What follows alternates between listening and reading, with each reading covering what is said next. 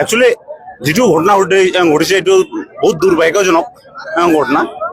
আজি চাব গ'লে টোটোৱালা ই ৰিক্সাৱালা এখেতে হ'লে দিনত দিন মজুৰি কৰি খায়, দিনত 300 টকা বা 500 টকা প্ৰতিদিন উপাৰ্জন কৰে। উপাৰ্জন কৰাৰ পিছত আজি এই চেকেল মাৰ্টিজন ব্যক্তিজনে টোটো চালক অৱস্থাত তাৰ লগত 1 টকাও নাছিলে। এই টোটো যিহতে কালেকশ্যন কৰে এখেতক ক'লে আমাৰ ওচৰত টকা নাই, পিছত দি দিম, কিন্তু এখেতে মানা নাই। তাৰ ওপৰত দলপূৰ্বকভাৱে তাক আক্ৰমণ কৰিলে আৰু তাৰ লগত এটা মোবাইল আছিলে, মোবাইলৰ চিন্তাই কৰি লৈ গ'ল, পইচাবিলাকো লৈ গ'ল। এইটো কেনেকুৱা ধৰণৰ আইন আৰু কেনেকুৱা আইন ব্যৱস্থা, এইটোৰ ওপৰত তদন্ত হ'ব লাগিব আৰু জাষ্টিচ হ'বই লাগিব। আমি হয়তো ছাত্ৰ অঞ্চলৰ পৰা উকিয়াই দিছো যাতে এই কালপিতক অতি শীঘ্ৰে 24 ঘণ্টাৰ ভিতৰত এৰেষ্ট কৰিব লাগিব, নহ'লে আমি থানাক ঘেৰাও কৰিবলৈ আমি বাধ্য হৈ যাম।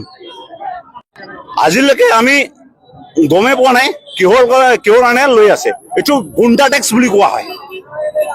কিহৰ কাৰণে লৈছে, যদি তথ্য আছে বা কিবা টেণ্ডাৰ আছিলে তথ্য দিয়া, তাৰপিছতে চালি জাৰি কৰিম। ই ৰিক্সা ৰেজিষ্ট্ৰেশ্যনে দিব পাৰে নে নাই,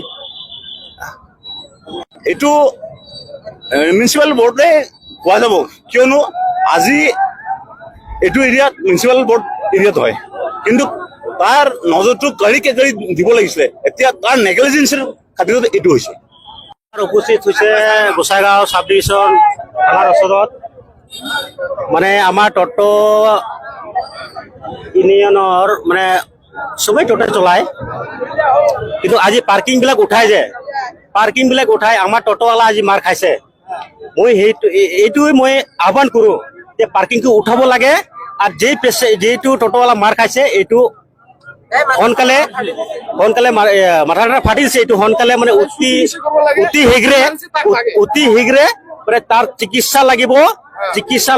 আৰু যোনে মানুহ যোনে পাৰ্কিং উঠাই, যোনে আমাৰ টোটোৱালাক মাৰিছে, আমাৰ মানুহটো লাগিব, এৰেষ্ট কৰিব লাগিব। আৰু পাৰ্কিং ইয়াতে নচলিব, দাদাগিৰি নচলিব বা দাদাগিৰি বন্ধ কৰিব লাগিব।